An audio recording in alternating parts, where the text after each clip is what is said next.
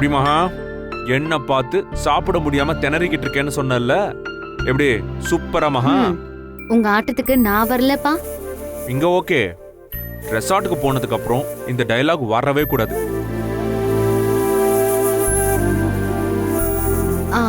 சரி, இந்த honeymoon plan எல்லாம் எப்ப போட்டீங்க?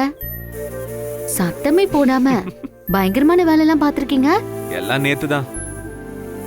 அதுவும் வீட்ல எல்லாரும் இருக்காங்க, அதனால மாடர்ன் ட்ரெஸ் போட முடியாதுன்னு நீ சொன்னல, அப்பதான் முடிவு பண்ண.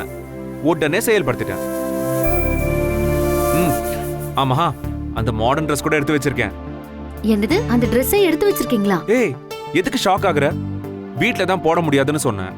நாம் இப்ப ஹனிமூனுக்கு வந்திருக்கோம். இனி நீ எந்த காரணமும் சொல்ல முடியாது. அந்த மாடர்ன் ட்ரெஸ்ல நீ எப்படிலாம் இருப்பன்னு நான் கற்பனை பண்ணி வச்சிருக்கேன்.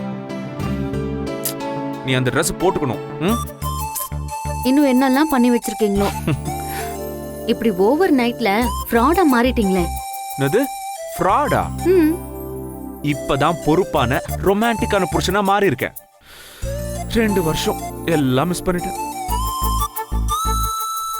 போயும் அந்த அஸ்வின் பின்னாடி ஓடி இருக்கோம் மகா, நம்ம 2 பேரும். அத நினைச்சுதான் என் மனசு புண்ணா போயிருக்கு. சரி, அதை விடு. இப்போ அவனை பத்தி ஏன் பேசணும்? எங்க டைவர்ட் ஆனாலும் திரும்ப திரும்ப இங்கேயே வந்தாகணும்.